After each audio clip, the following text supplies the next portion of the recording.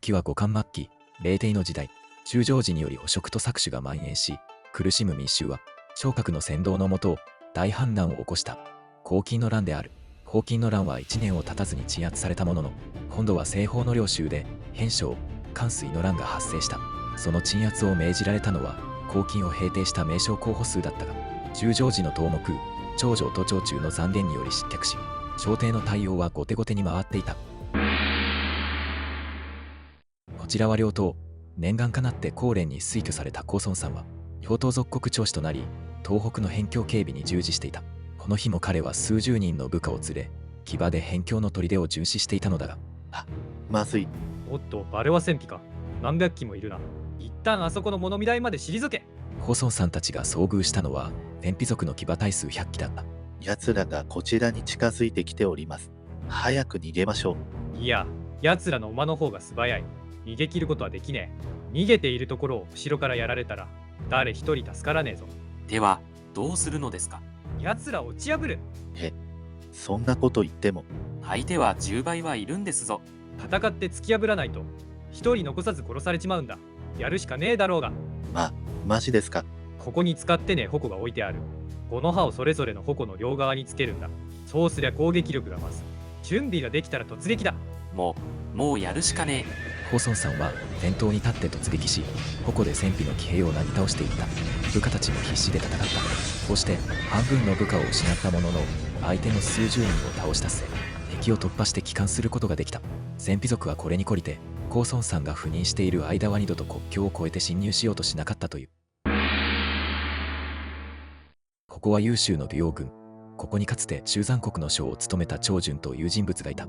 ところによると、朝廷は右岸の突起3000を動員して領州の族を討伐するそうだ。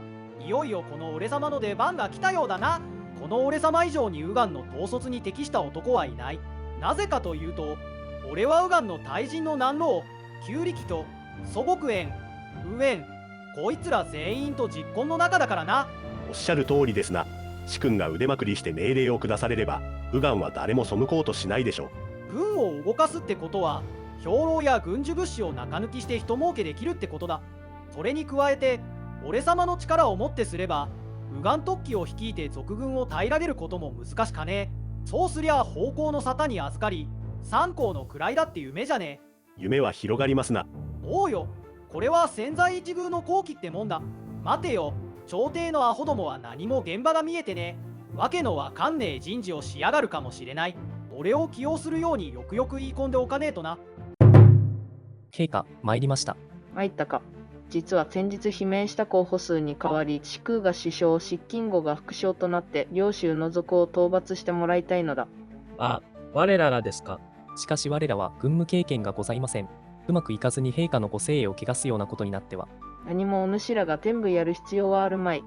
実際に軍を指揮する将軍を何人か選んで連れて行くがよかろう。は。金銭は任せるゆえ、これといったものを選ぶがよい。かしこまりました。はてさて、誰を将に選んだものでしょうかな。わしに何人かこれはという心当たりがおる。是非お聞かせください。まず、絶対に欠かせないのが董卓だ。彼は老成の出身で、長らく羌族の中で暮らし、かの地の地形や京の頭目たちのことを熟知している。軍務経験も豊富だ。では、董卓は決まりと。次に孫権だ。孫権、聞いたことのない名前ですが。この男はまだ若いが、内容での黄巾との戦いで際立った働きをした。こいつはきっと社職を支えるすごい将になるぞ。そのような男がおるのなら、ぜひ起用しましょう。次に刀剣。この男は太陽軍の出身で、勇猛な太陽兵を使うことができる。あの屈強な山岳民族ですな。刀剣本人はちょっと偏屈で癖があるんだけど、まっすぐな男だ。恐れ入ります。優秀から書状が届いております。九州からだと、どれどれ。誰からの書状ですか？以前の中山省の長順からだ。自分に右岸の騎兵を指揮して領州征伐に加わらせてほしいと書いてきておる。自ら売り込んできましたか？確か彼は右岸とは親しいと聞いたことがありますが。それはそうなのだが、ちょっとあいつは貪欲で、私利私欲に走りがちだからな。なるほど、すでに董卓、刀剣と癖の強い将がいる中で、そういうものが加わると攻勢を取るのが難しくなるかもしれませんな。それにわしの頭の中には、右岸を率いさせてみたい男がすでに一人おるのだ。誰ですかそれは？強制軍の高孫さん。高孫さん、こいつもまだ若いのだが、両党で戦費の騎兵を相手に一歩も引かずに戦った勇猛な男だ。孫権と似たような感じですか。命を惜しまず果敢に戦ってくれるだろう。長順よりは高孫さんの方が期待できるんじゃないか。では、右岸の騎兵は高孫さんに任せるとしますか。こうして領州討伐軍の陣線は決まった。総大将に長音、副将に炎鵬、さらに長騎、周信、そして董卓が加わり、その下に孫権、東権、高孫さんがつくという豪華な布陣である。一方で長順の願いは聞き入れられなかった。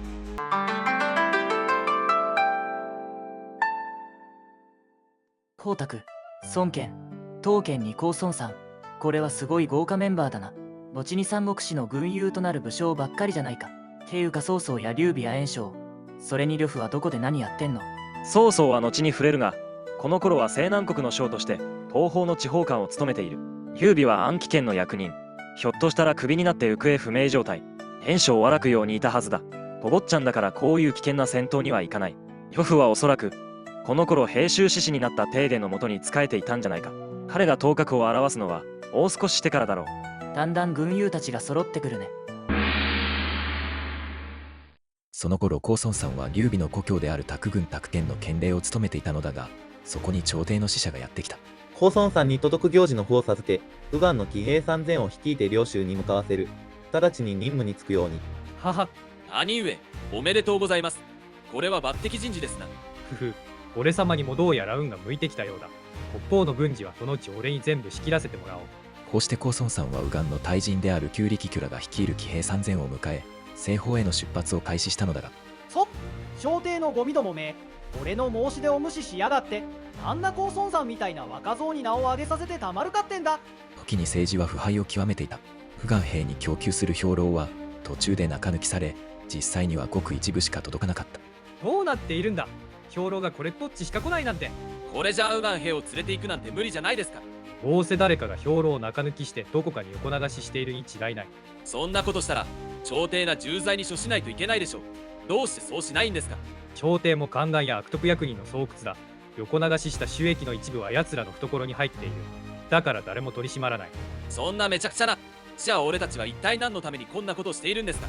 さあな、それだけエマの政治の闇は深いってことだ。救いようがねえな。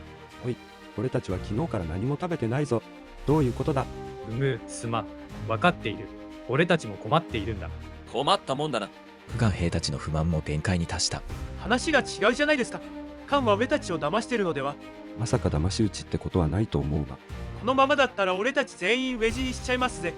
こんなところにいても仕方がない。まあこんなんじゃ官に義理立てする必要もねえかな。ずらかるとするか。大変です。右岸兵が勝手に城から逃げ出していきます。なんだと。クソ、どうしようもねえ。これも朝廷が腐りきっているからだ。右岸の3000の騎兵は兵糧が十分に供給されないことから全員背いて本国に帰ってしまったのである。赤丸です。